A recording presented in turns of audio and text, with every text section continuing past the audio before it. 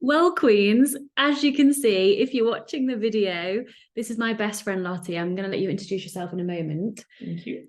But she's all weird about this because I speak to myself all day, every day on video and clients, not just myself. And I asked Lotte to be on the podcast because we have epic conversations. We do. And we had a serious epic conversation a few months ago. We wanted to record it, but before I let her introduce herself, I don't know where to look at you, at Lotte. I'm going to look at your listeners first. I just want to say, Lotte, and this is to you, you are such a special part of my life, a big light. When I first moved here and everything was foreign and the stupid language, I don't think it's stupid anymore. Everything was so different and you were just such a light and you just made me feel at home because of your silliness and who you are. So in front of thousands of people, I love you and thank you for our friendship. I love you too. Vic told me to not talk. So you're allowed to talk. I'm not saying anything. Lotte, do you want to introduce yourself? Yes. I'm Lotte. Vic calls me Lotte, but I'm from Holland. And in Holland we say Lotte. I think I'll look to you from the screen. Can we do that? Okay, yeah, we can do that. It's maybe less weird. Yeah. Okay. Let's bring you So I'm Lotte from Holland. I'm 31 years old, having a child, Mara. I wanted to say baby, but she's not a baby anymore. She's one already, right? In February, she's going to be two. Oh, two it's her in birthday February. already in February. Oh my God. Yeah. I want to say a husband. I have a relationship with Lionel. Practically a husband. Practically a husband. Practically. From 12 years. Yeah, it's a long relationship time. from 12 years. Yeah, and I'm a mental health nurse for youth. Oh yeah, youth. I obviously knew you were a mental health nurse, but I didn't actually know the name of what you worked for. I think we call it the mental health nurse in England. But I meant the youth, the name of the company, youth, which makes sense because it's young people. Yeah. Oh, cool. you think about it now. Yeah. And think about it now. That's and fine. You always say I'm old. How old are you again? 31, did you just 31, say? yeah. 36 over here. Maybe I need to tell them how we met, how I met the credits. Please tell the story of how we met, and then we're going to guide the conversation into other stuff. But yeah, because it's really important. You need to start because you came. Okay. How we started was I've been in Holland for, I'm just going to say Holland instead of the Netherlands because it's easier for my tongue for some reason to say Holland, not the Netherlands. Anyway. Is that American too, the Netherlands? No, well, she speaks American English, and which is fine because I have a lot of American listeners, but she wants to speak English and she's saying things like sidewalk, line, what was it? The car. Oh yeah, the highway, and that's not English, which is totally fine. So I take the piss out of her saying she speaks like half Dutch, half English, and half American. How did we call it the last time? It was American. It was like I don't even know what we said. We spent ages trying to make up a name. Only you'll probably find that funny. Twingles, American. Ameringles, whatever, with Holland in there as well. Yeah. So I moved here, and for some reason, I felt like I wanted to start gymnastics again, following my intuition, because I used to do gymnastics when I was younger. Most of my listeners probably know that. And I actually went to gymnastics with a friend who I met through my now husband, Wouter. I'd not known her for very long, but she said, oh, I go to this gymnastic place, come with me. And she was like my only friend over here. So I went to this gymnastic place with a hole in my leggings, and I didn't realize I had a hole in my leggings till I got there. And I don't wear pants with my leggings, which is probably FYI, but there was a hole like on the crotch area because this is part of the story. And then I got to the gymnastic place and met Lotte, but I call her Lotte. And we literally just clicked, didn't we? I saw you coming inside.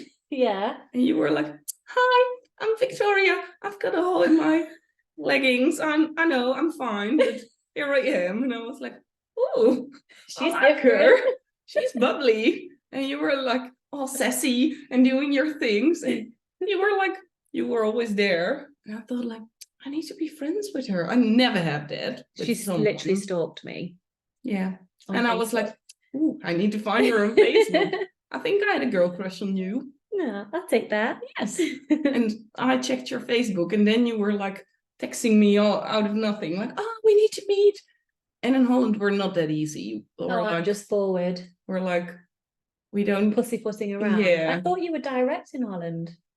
I thought you were quite like but direct. not with meeting people, I think. Just with insulting people. You are always like, oh yeah, my friend is working there and there. And I'm like, who's your friend then? Oh yeah, she's just working in the shop. Just someone who I met one time. Yeah, just someone who I see once in a year, and that's my friend. And I'm always like, oh, is that a friend then?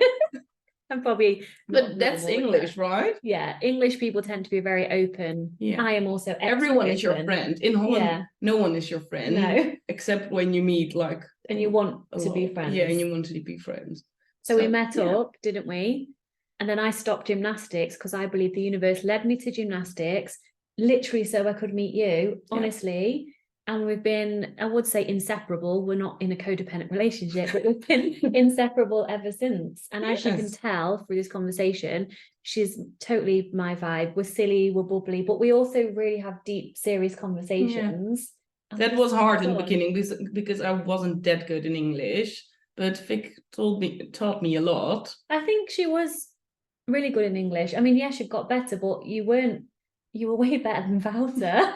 My now husband, let's be honest. Okay, but yeah, I think I was awkward. That's the thing. You see, I didn't see that from you. One of the things I still love about you is your confidence to just do it anyway. And like, so what? True. And just show up and do it anyway. And that reflects back to me and gives me permission in a way.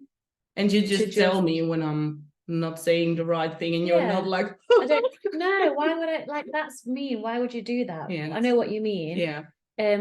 So like it's only one word you kept getting the opposite, and that was learning instead of teaching. That's still hard for me. So you teach somebody but then you learn from it. But anyway, she's amazing in English, right? So the point of this idea for the podcast was menstrual cycles, really. We're talking about hormones today, aren't we? Because we were sat last month before I went on holiday, and either you were just coming on your period or I was, and we talk a lot. And we were joking, well, not joking, but being serious, like, what, 4 days before the period, I'm 8 days before, so in 4 days it's gonna all change. It's 4 days before it's for like me 4 now. days before. And I was describing to Lotte that 4 days before, like, I feel this underlying anxiety and I need to do something drastic, like hire a coach for thousands of euros, like change something, buy something, do something drastic. And I need to bring all of my body image work and all of my body image tools out of my belt, because for some reason I feel like I'm 10 times the size that I am. There's nothing wrong with that. I'm accepting myself, but I know it's a massive change. And then you shared what you experience. I always want to, I'm 4 days before now, so I always want to move to Bali and to have a whole different life. I want to quit my job. Nothing wrong with my job. I love it. I want to quit my job. I want to quit my relationship. I'm sorry, Lionel, I love you. It's only a week, a month. I want to quit everything, like just everything. Sometimes I even want to quit my life. I just want to quit everything. I need to say, now I have Mara, I'm more stable because I just can't quit everything right now anymore. So I think rationally, I know that I can't change anything right now, and I don't want to, but I just want to change my whole life. You have those feelings, and you mentioned anxiety too. You mentioned the anxiety and the intrusive thoughts are more present for you 4 days before. Oh my God, the intrusive thoughts are so bad and so weird. And do you even have that sometimes? Like when you're on the high road. And you're like, what if I just do this and I'm dead? Bye. Yes. I do. And you don't even want it. No, but you think about it. That's how our mind works. It is. But I want to speak to this because it's the majority. I think 99% of my listeners are women. Yes. And not everyone will have a period without the pill. And that's also okay, because the pill is, I don't want to say not a real period, because that sounds really, I don't know, it's not the right words to use. But as we know, taking the pill is synthetic hormones, and it affects your body in a different way. And when I used to be on the pill, I had to change pills because I kept having a headache and problems, and I found a pill that I didn't take a break from, so I never had a period. And so when I did come off the pill, oh my God, it was all in one. It just, hormones hit you and you're almost like, oh fuck this, I don't want to be a woman in a way. No. because 4 days before I'm like a different person. I'm agitated and I'm annoyed. I'm tired. Yes. And I'm like, me. Do you know there's a name for that? It's called PMS. PMS, yeah. Yes. There's PMS 25% of the persons, women, yeah. have PMS. Oh, I thought it would be higher than that. I think Only it's a 25%. lot. One out of 4. That's a lot. Oh yeah, I guess. Yeah, I definitely get it. I have that too. And people say, like, experts say that if you have strong PMS symptoms, there's something not aligned emotionally or physically. And I don't know if that's right, if that's correct or not, but I think I feel really healthy, happy. I'm working through my emotions, I'm working on myself, and I still really notice a difference. So I really also think it can just be the way we are.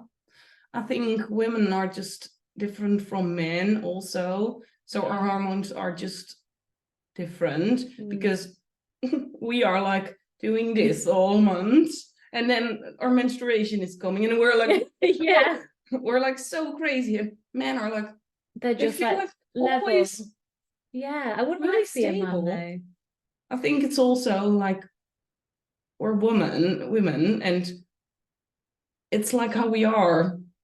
It makes us bubbly. It makes us emotional. It makes us sensitive. Yeah, and connected. Like deeply connected. Because I remember when, going off the bat a little bit, when I came and when you first had Mara, her daughter, and you were breastfeeding and you were obviously just allowing me to just be with you in the space when you were doing it.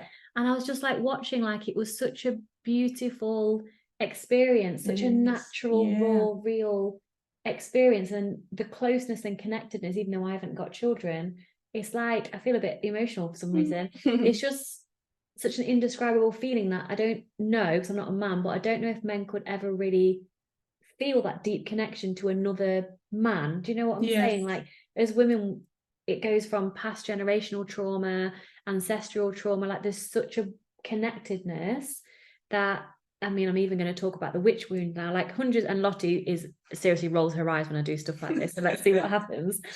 Hundreds of years ago, women used to sit around the fire and like bleed together because everyone's periods synced up. Bleed together? Like have a period together. Okay. And their periods would sync up and they would be like sisters. And then as the modern world has come into play, we are taught to see other women as like threats. Like, oh, I want the man, like almost like competition.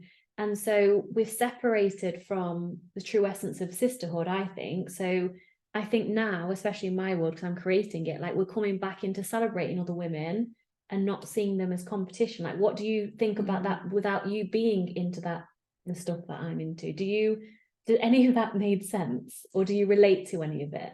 Do you mean the part like sitting together and or like just being competition together? Because you know, like at school, I know it's an age thing.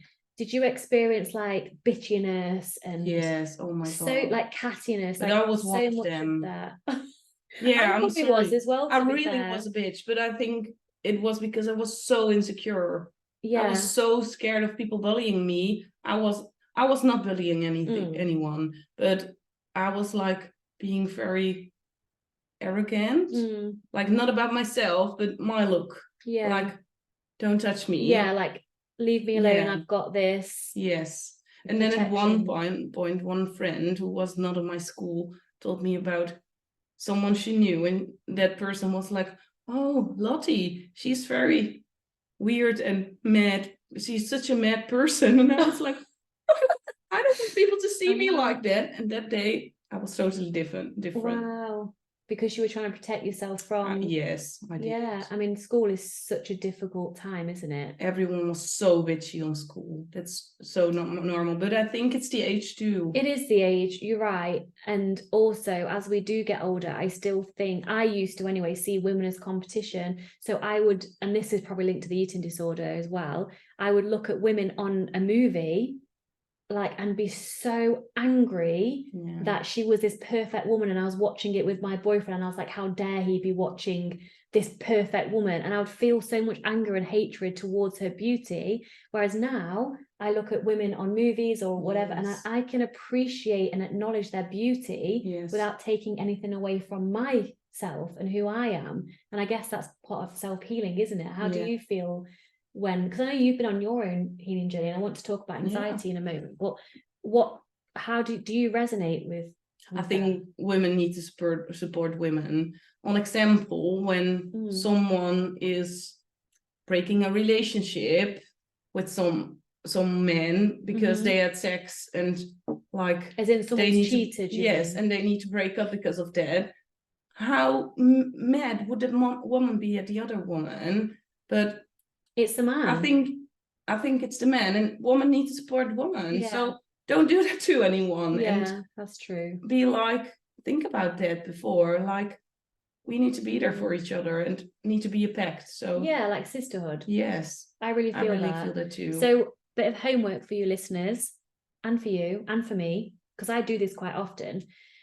Homework is today or tomorrow, depending on where you are in the world listening to this, go up to another woman, another sister, I like to say, and compliment her somehow.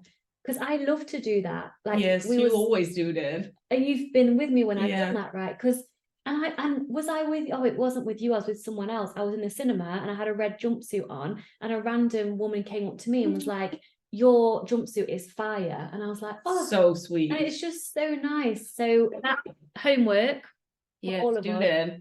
I did that a couple of weeks ago. A woman was working behind the desk. She looked insecure, but she had the best makeup ever. Like, she was young, and she really tried to make her eyes look very bright, and she did it with a lot of green makeup. And of course, makeup can be a distraction from everything, but she looked so stunning. So I told her, like, oh, I love your makeup. And she was like, oh, thank you. And it can mean so much. I think it can mean so much. Yeah. So let's start celebrating other women and supporting other women. And now I want to talk about, now we're on menstrual cycle, actually. Can we go into we call it the coil in England, but you call it the spiral? Yes. And how you noticed a massive difference with your anxiety. Can you just talk about that? I feel like I still need to process this, because I still don't want to believe that what I think is true, but maybe other people recognize this and we can share. But 10 years ago, no, I'm not 28 anymore. Yeah, 31 now. 13 years ago, I had the Mirena spiral. Yeah, so that's the coil with hormones. With hormones. You've got Kilena, we call it Kilena, and the Mirena. I think it's a common name. Okay. So I think people recognize this. And so I got that. I was always anxious. I'm an anxious person. I don't know where it's from. I think it's from my family. Everyone has it. And I got my spiral, and out of nothing, I kept on having panic attacks like 24/7, like out of nothing, because of nothing, from every thought. And that's when I started therapy. Yes, that's where I started therapy. And that helped a lot. But I always had like a anxious base. Yeah. I had therapy again, I think when I was 23 or something. So it was always there. I kept on having the Mirena spiral because no one told me anything about that. And it was less hormones than a pill. I couldn't cope with the pill. So that was better than nothing. Better than being pregnant at your 20s. Although I do use an app now, by the way. Yeah, we need to talk about that too. About that. We're thinking a bit different about that. So yeah, that's funny. But when I took my spiral out, I think I was 28, 29. Yeah, before I got Mara, and she's 2 now. Yeah. I saw online research about people who are more anxious with the spiral. And I was like, no. So I forgot about that. I got my spiral out. I went on holiday. And normally on holidays, I'm always anxious. Like, it's just there. Always when you can't eat or anything. Always when we're eating, I'm anxious.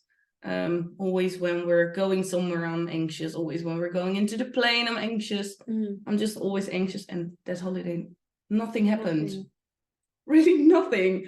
And I was like, what? When did you notice? Like in the moment when it wasn't happening, like, or was it a reflection where you were like, oh wow, or was it in the moment? I asked Lionel, like, why aren't you asking me how my panic attacks are going. And he was like, when I ask you, I'm scared that it's coming. So, and I was like, yeah, but I don't feel anything. And that was so weird. So I didn't even think about the research anymore. I thought like, oh, I'm healed, it's fine. Yeah. And then like, I think when we were chatting, right? Oh, it was, Yeah. it was probably 6 months ago. I think you brought it up, maybe. yes, I'm not using the spiral anymore, but Your a anxiety half is year like, ago, I was like, where the hell is my anxiety? Of course, sometimes it's still there, but there are no panic attacks anymore. and that you would say is linked directly to the spiral from your experience, perhaps. I can't explain anything else than that it's coming from a spiral. And if that's true, anyone who has a spiral 10 can get it years, out. 10 years, I just couldn't eat on holidays. I remember you came to England one time. Oh my God, that was and one of you the came worst for times. dinner at Natalie's house. Yes. Hi Nat, if you're watching this, my other bestie in England. And you just couldn't eat anything. I just couldn't, no. And I think I'm a little more healed now because I'm now fine with just saying I'm not going to eat because I don't feel well. Just speaking up for your needs Yes. and things. And otherwise I would think like, oh, what would they think? Yeah. Do they don't like me anymore now? That makes it even worse. Yeah. So yeah, then I was pregnant and we went to Curacao. I couldn't eat at all because I was never this, how do you say sick? Oh, like from pregnancy sickness, Yes. Morning sickness, they call it. No, day sickness. Just all day. Sickness. All day sickness. I remember you had a challenging pregnancy, didn't you? Yes, Because then what else happened? You had that thing. Yeah, wait. I first want to say this. I was sick all day, really all day. I couldn't eat anywhere. So we were going to restaurants and I just couldn't take anything. So I just didn't order anything. That was my worst nightmare. Like, don't eating anything in the restaurant because what would people think? Yeah. I just healed that holiday because I did what I was what you most needed scared to do of. for you, and nothing happened. No. You didn't combust into flames. No one came to you and said, no. why aren't you eating? Yes. Yeah. And when I just didn't eat anything, they were like totally fine. So face the fear, talking about fear. The fear of something is usually worse than the actual thing itself, isn't it? Always. Always. You are always more anxious before than after. Than the actual thing happening. Nothing actually happens like you think it will. Nope. So, and people who are anxious, they always made up the worst part in worst case scenario. And it's not always like that. No. What I want to go 2 ways here. Can you talk about the reason I'm looking at the camera right now is because it wasn't until about 6 months or so ago, probably no, even less than that, where I was like, Lottee, you do realize you have bulimia? And you were like, no, no, I didn't. All I did was make myself sick after eating. I'm like, I still don't. Because let's go into that then, because the definition, I mean, I don't like labels. Like if someone's struggling, they're struggling. The definition of bulimia is purging what you've eaten. Now, I know for you, it wasn't, correct me if I'm wrong, it wasn't to control your body, was it? It was more a way of dealing with the anxiety you felt. So there's a fine line. I mean, if we're looking at labels, that is a definition of bulimia. So can you talk about your experience with that and then how you stopped? One of my colleagues is working at the eating disorder part of where I work, and she always says this too, like, oh, you have bulimia, and I'm just like, nope, it doesn't feel like that for me, but it doesn't matter. I have eating struggles. And it started when I was younger. It's like, I think our parents were like from another generation, but when I was younger, I needed to eat my plate, like finish it before you leave the table, even if you don't actually want it. Wasn't happening then. Unfortunately not. No one cared. No. I think they cared, but they didn't. That's know all they've probably else. They've probably been taught that because they might have been rations in the war from their grandparents. So it's like, be grateful and eat everything on your plate. Yes, and I need to say first, I have the best parents, but at that moment I needed to eat my plate. I just couldn't because I just didn't like my food or something. I don't know. I like everything now, but it's different. You don't like greens, that's a lie. Yes. When she comes around for dinner, which isn't that often because we usually just eat chocolate together, I can't do greens because she's like, me in it, want to eat greens. I just act like I'm not. I just don't eat it. I just don't eat it. She's a liar. I eat greens, but not the way I eat greens, like 3/4 of the plate. No, that's fine.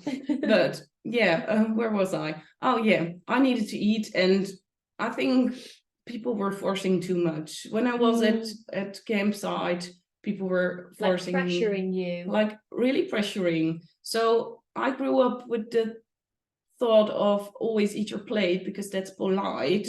When we're going to restaurants, it was like, yeah, you need to eat because otherwise it's like they'll be offended or something. Yes. So again, I guess that's people pleasing as well, isn't it? Yeah. And I was anxious going to places. I always was. When I was younger, I couldn't even go play with other children because I was anxious. Because I was anxious of having belly aches. And that's why I didn't eat a lot, because I was anxious of having belly aches. Yeah, and I didn't want to make it worse.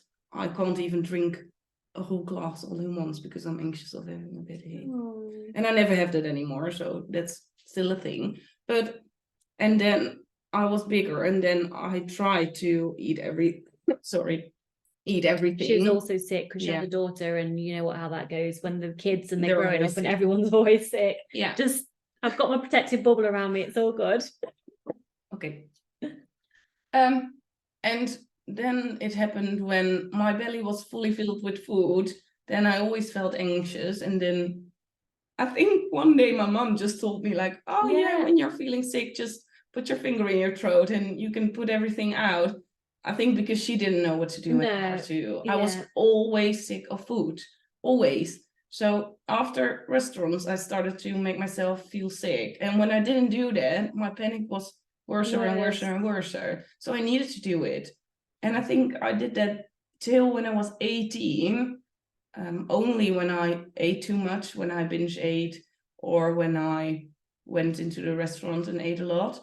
And then I met Lionel, my partner, and we went to a restaurant, I noticed, and I went upstairs and I thought like, I need to puke because I always did that. And then I thought like, oh, maybe he hears that. That's a little bit silly, right? So I walked downstairs. I asked him like, am I weird for puking after like going to a restaurant? And he was like, yeah, that's weird.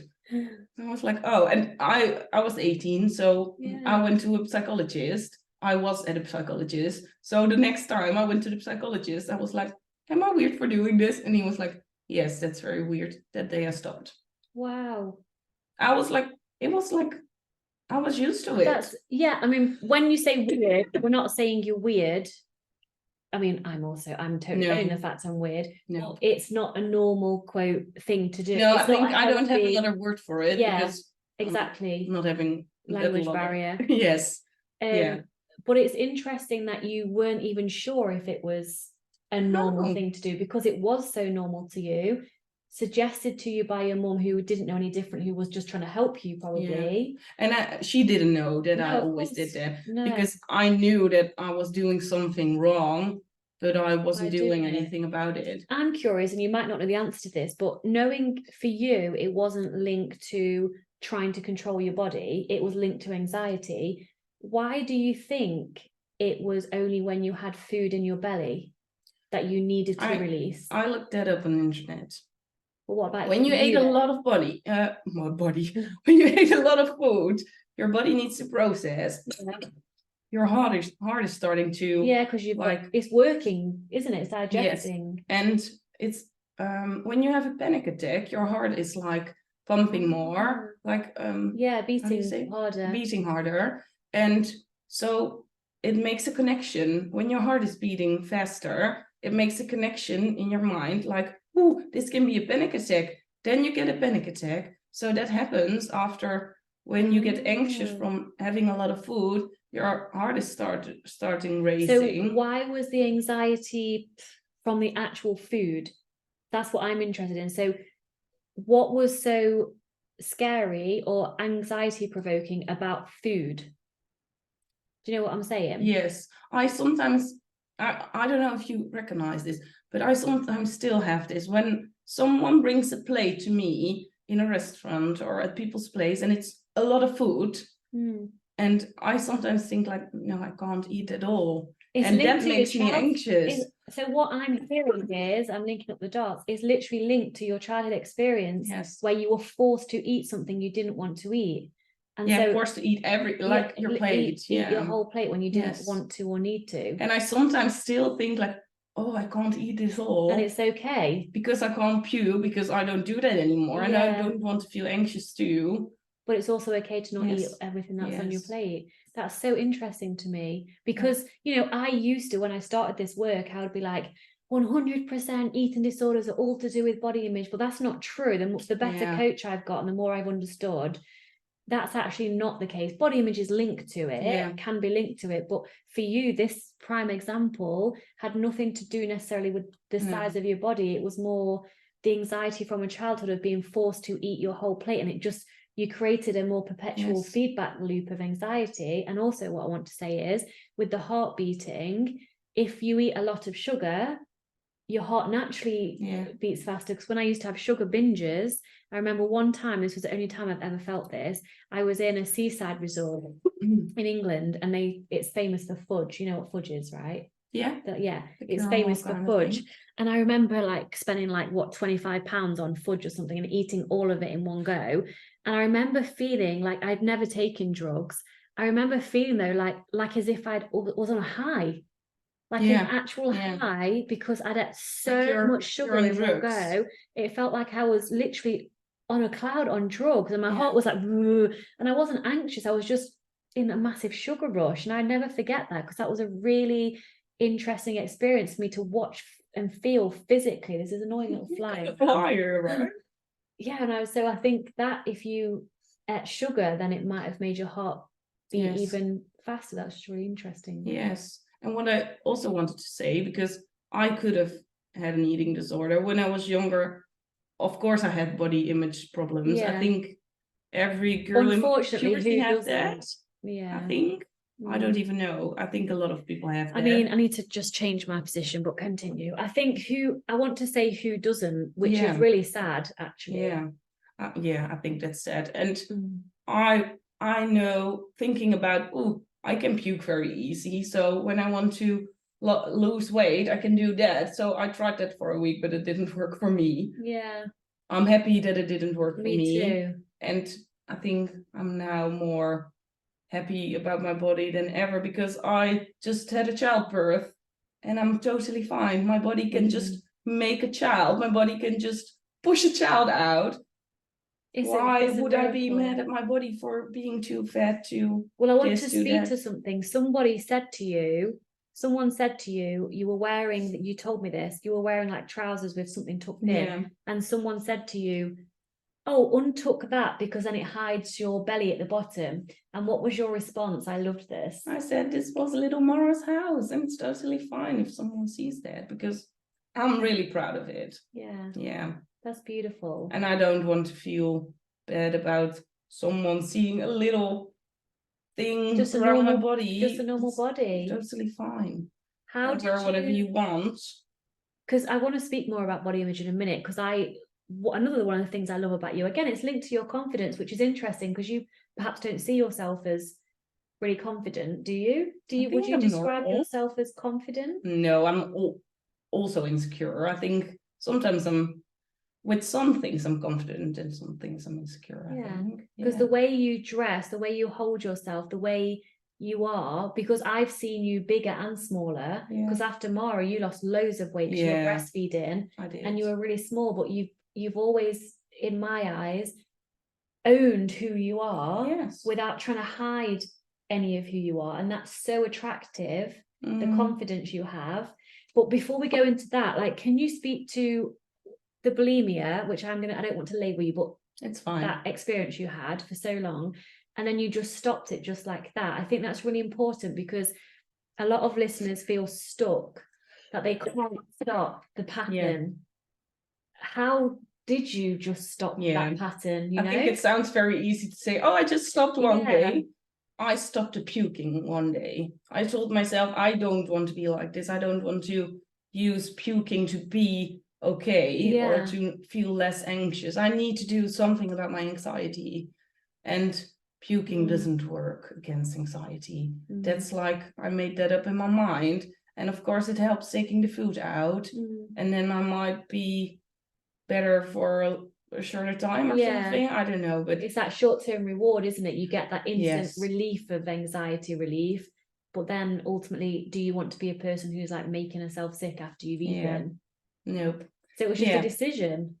It was a decision to stop puking, but of course I had a new problem there because I couldn't puke after dinner anymore. So I started to have smaller portions, and I started to open up a little bit about it to other people, my boyfriend at that point.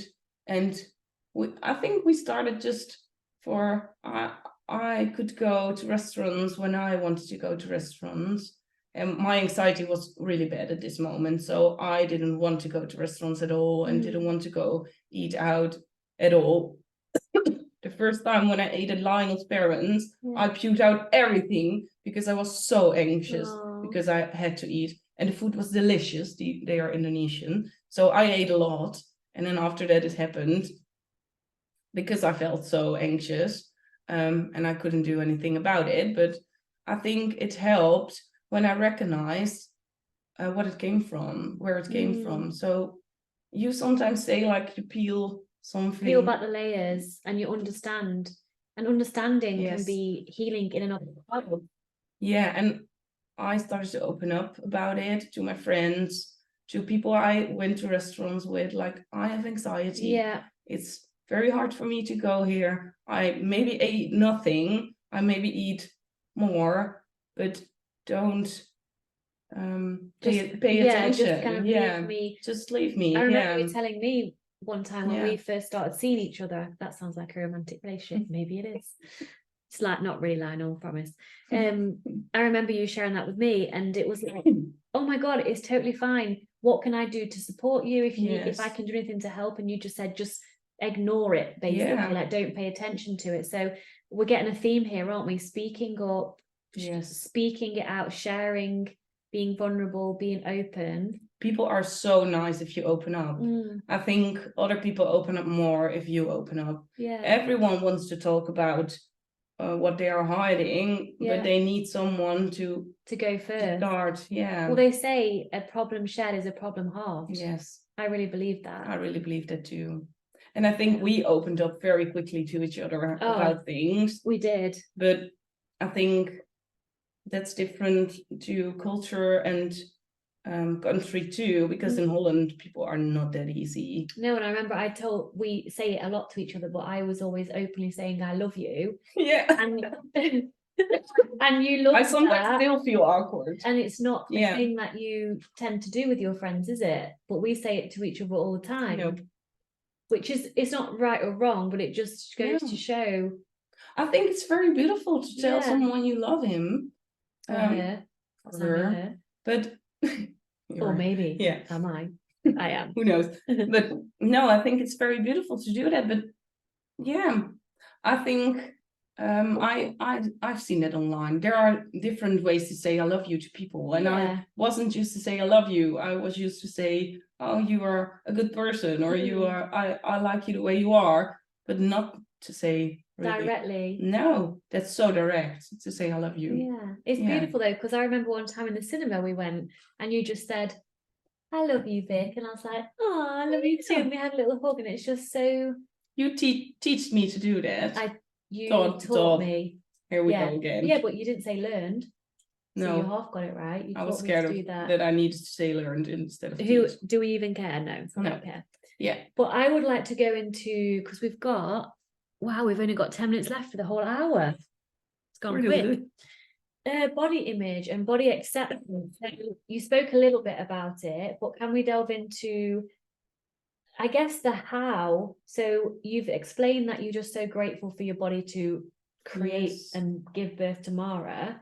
Is there anything else that has helped you to just accept who you are and your body in the world we live in, where thinner is better and all that bullshit? I think that's a life process. Like, I'm not at a point where I say, oh, I always accept myself for everything. menstruation cycle is a thing there too. Yeah. I'm 4 days before my menstruation now, and I'm looking to myself in the laptop before we started. She was like, wait, my eyebrows so aren't level. weird. And I'm like, yeah, our faces, she's not used to seeing herself on video. No. But I was like, look, this is the opposite of the podcast. Just sit down and we'll press record. And she was like, okay. I felt like auditioning for Idols or something. Like, oh, hi, I'm Lotte, and I was singing. Yeah. It is weird to begin with, but it's fine now. Yes. I think body image is a life process thing, but I really believe in saying helping things to yourself. And I know you work with that too, because you told me like the post-its on the mirror and things. And stuff. Yeah, I sometimes think about you when I look in the mirror, like, oh yeah, I need to be proud of myself, and I can be proud of myself and who I am and who I look like. Yeah. And I think that's one of the best things that helped to me, like the way you talk to yourself in your own head. Yeah, and the way you look at yourself in the mirror. You can look at yourself in the mirror and you can say, oh, I don't like this. I don't like my belly because it's too big. I don't like my legs because they are too big. Or you can say, oh, yeah, my belly helped me like growing a child. So I love my belly. Or make something up for yourself. Yeah. But my legs are helping me walking. I love my legs. I'm happy for that I just being gratitude for your body. So your hair, like if you're not watching, in fact, I will put this as a video on a podcast. But if you look at Lotte's gorgeous curly hair, which is ironic because people tend to, who have curly hair, want straight hair. Yes. And people who have straight hair want curly hair. We love each other's hair. We love each other's hair, and we always want what we don't have, apparently. Yes. But I think I think age helps as well. I mean, I'm 36 now, and obviously I've been through my own journey with eating disorder recovery. And I think age is a part of it. Yes. But there comes a point, it came a point for me, and we spoke about this before we even started the podcast. I think we spoke about this, where I was like, you know, when you just don't give a shit what people think of you anymore, it's so freeing because who actually cares? Even if they were judging you, number one, you won't know unless they actually say something to you. Yeah. And why does it matter? No, it doesn't. For example, you told me like, oh, you were dancing on the boat in Egypt. That was it. And you were like, I don't give a fuck. I sometimes tell my clients and tell myself, like, for example, I was there too, and I was a person that doesn't know you, and I was seeing you like, oh, she's doing weird. Oh, she's acting weird. I wouldn't even think that. I would think like, oh, she's good. She's amazing. But it's fine because women support women. Exactly. And I would go to sleep. And the next day, I wouldn't even think about you anymore because you were just a person walking by in my life. Exactly. Why wouldn't you dance and do your thing? Because I'm just one person that walks through your life and don't ever think about you as it's so true, because I don't even know you, so why would you care? In the nicest possible way, you don't even care about me, a stranger on the boat. People don't care how other people act. No. And so if we're living our lives worried and keeping ourselves small and stopping ourselves from doing what we truly authentically want to do because of fear of judgment, it's literally wasting our life. I think it is. For what? Because if someone judges you, then what? Yeah. I remember one of my first therapists said to me, and this really stuck to me, and I couldn't give her an answer. So I was massively anxious about going to a work party because I'd gained weight, because I was binge eating, and I was so petrified of having to go and wearing a dress and what people would think of me. And she said to me, because normally when you speak to family members who aren't qualified to support people through this, they would say stuff like, oh, you're not fat. No, you've not put weight on. You look beautiful. So they're trying to help, but they're basically saying what they think you want to hear. That's true. Whereas a therapist said, okay, so let's say you go to the party, you wear the dress, you don't think you look great. Let's say someone else or other people don't think you look great. Then what will happen?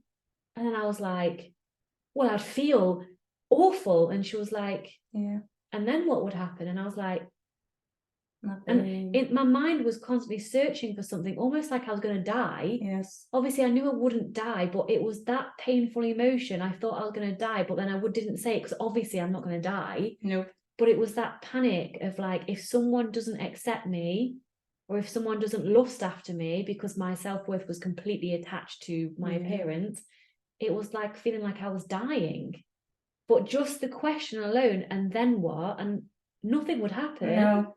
So just asking questions can be really beneficial to... That's one of the best questions. And then for everything that's so scary. Till you get to the end. And the end is always like, you need to live through it. Yeah, that's so true, isn't it? Because and you need to accept that it is like it is. Yeah.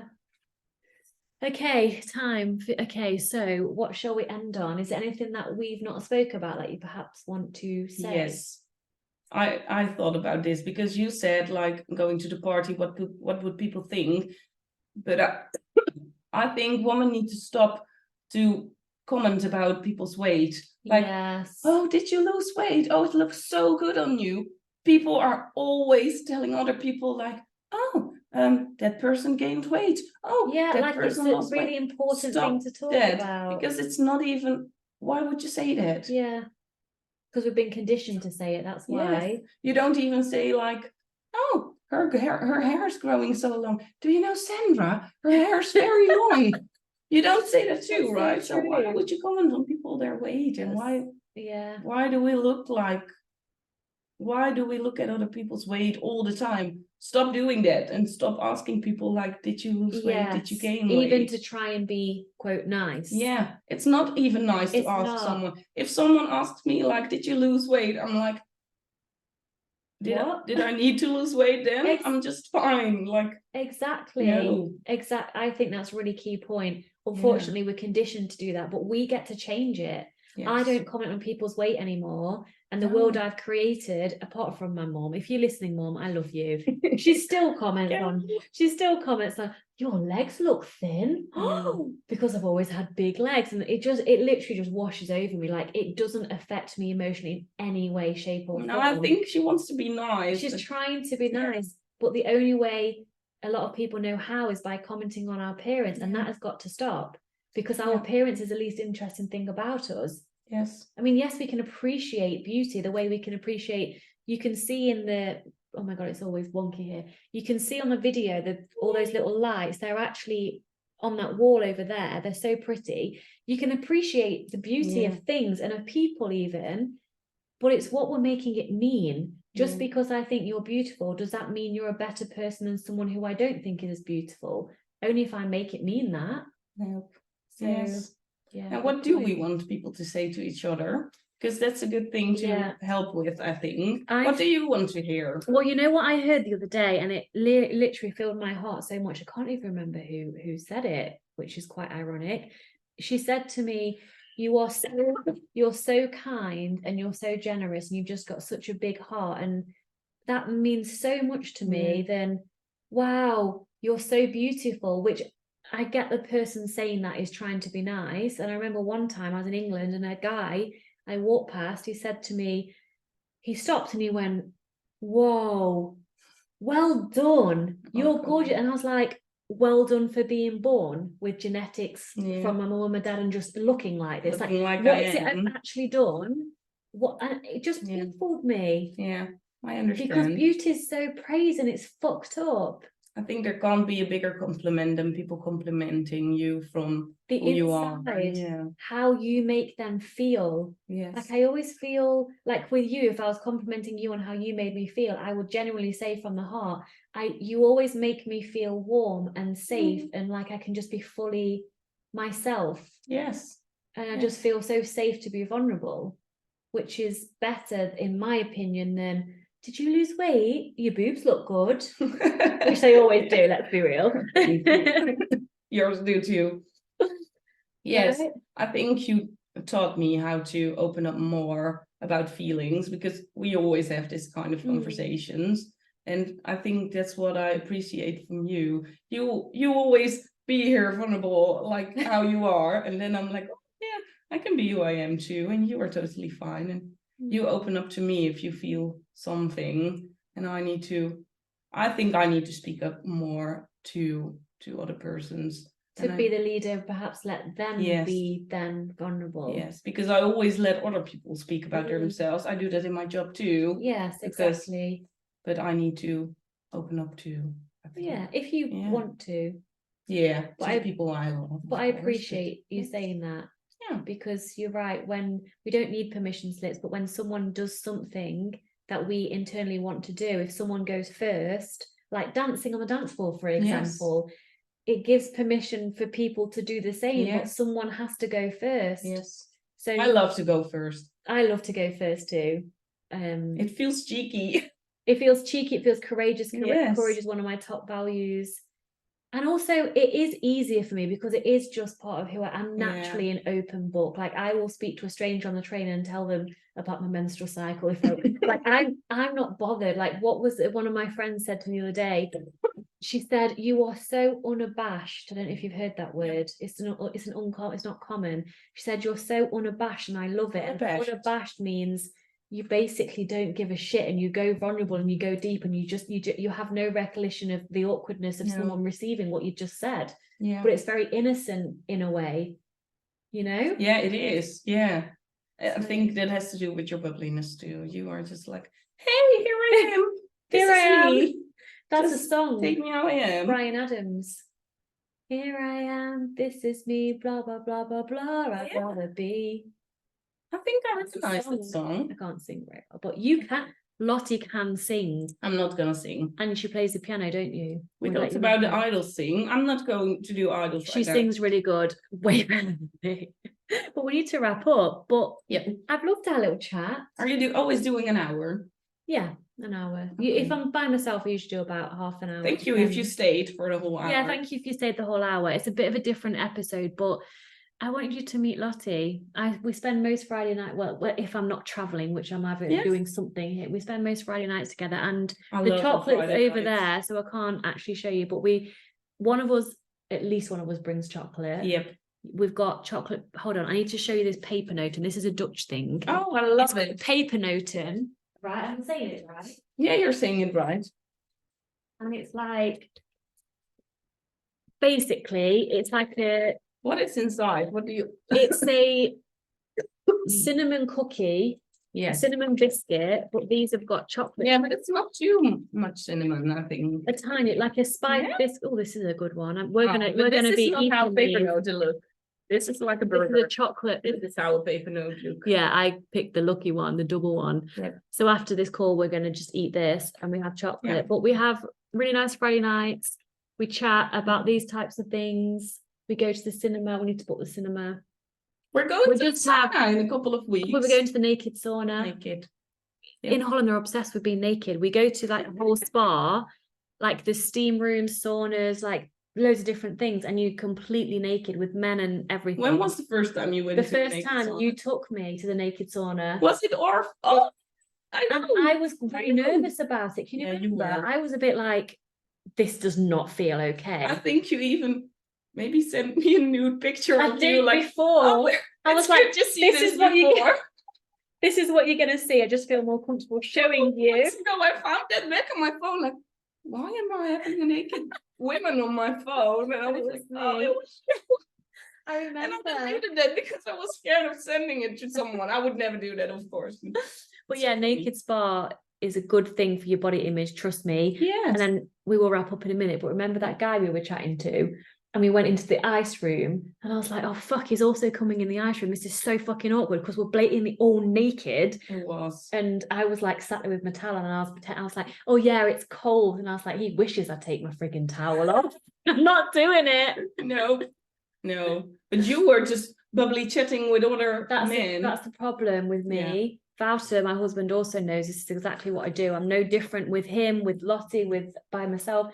I'm so open and kind. I need to be careful because men take it the wrong way and decide that I'm hitting on them. So what I do now is I say, I'm not hitting on you or anything. I have a husband. I'm very much in love. And then I go into a conversation. Then you talk. Yeah, that's good. Then I talk. I prep beforehand. That's where we're different, I think. I'm more scared of talking to other men or What are you? Because I'm scared that they think I would hit on them or something. You just have to lay it. I've learned just lay it out, and they still try though. That's the fucked up thing. What was it? I can't remember what it was. In Egypt, I think the guy in the gym, he took your room number every time, and I told him then. It wasn't Egypt, I'm lying. It was somewhere where someone knew I was married, they knew I was happy, and they asked for my number. And I was like, what? What is wrong with you? He could still try. Oh, I still want to end with one thing. Okay, go. When we first started our podcast, I thought about what do I want to share. We were talking about menstruation cycle, and I talked about like, I want to break up the week before. That's always because I think like I need more attention or something. Yeah. Do you recognize that? Yeah. You need more attention the week before. Can I have a hug? Yeah. Hello, do you see me? Put your arm. I'm like, stroke my hair, stroke my arm. And it's about as like, oh my God, I'm just so needy. I'm like, yes, give me what I need. And that's what I wanted to share. You need to tell what you need. And the week before, Lionel told me, my boyfriend asked me like, really, what do you need? Because I need to know, and then I can give it to you. That's really sweet. Men don't know. They just don't know how we feel. They just can't feel what we're going through because they don't have menstruation. And it's cycles. Up to us to communicate that. That is so key. Instead of doing what typical women do that I used to do, when they say, are you okay? And you're like, yeah. Yeah, I'm totally fine. Are you fine? Fine. And you're thinking, read my fucking mind. Know that I'm not okay. They and know don't that I need this, and this. That's not fair. Nope. So communicate your needs. And I do say to Wouter, I need extra hugs. I would like you to do dinner this week. And can you walk hero? Yes. And just communicate your needs. So I'm so glad you put that. And ask back if they need something from you too, because it goes both ways. Yeah. Gosh, you see why I love her, can't you? So I think the key thing from all of this is communication, acceptance, self-love. I guess it points to that. Yes. And talking and sharing and being vulnerable. I think that's the theme. Yeah. Communication and talking about it. And that makes you a very beautiful person, I think, if you share. I agree. Yeah. Thank you so much for being here. If you have any feedback, can I link your... No, don't link me. She's got a fake TikTok account. She's called Lisa. I won't link her if she doesn't want me to link her. Nope. No, she doesn't. She wants to be anonymous, but you'll probably see me when I tag her in chocolate things. Anyway, we need to go to Tony's chocolate. Just stalk me, but I won't follow people. So if you did like this episode, on a serious note, please let me know, because I will be at the end of my DMs. And I wish all of you a friendship as beautiful as what we have. And thank you for having me in your podcast. It was an honor to me. At first I didn't want to. Yeah, she was a bit freaking out to be H. But I feel good. You enjoyed it? I think it's a very beautiful message that we give to people, and that's the most common thing. And it doesn't matter what I look like, how my English is like. I love your accent. Let me know if you love her accent or not, because I do. It's really cute. I love it. It's better than my husband's, I'm not gonna lie. I love you, Wouter, but you've still got a really strong Germany weird like Dutch accent, hasn't he? Don't you think his accent is really strong? It's very Dutch. It's very Dutch. But I think he's scared of like speaking posh English. Well, he can't be asked to change himself now. So every time he says something and I lovingly correct him, he just kind of rolls his eyes at me. And I'm like, all right, you can say it backwards. I don't care. Are you saying a bye thing to this? Or? I'm saying goodbye. I'm trying, but I keep talking. Anyway, again, thank you. I love you all. I will see you next week. Any questions, let me know. If you resonated, tag me in your story. Don't tag her because I'm not going to put her in there because she wants to be anonymous. And love you all lots. Mwah. Bye. Bye.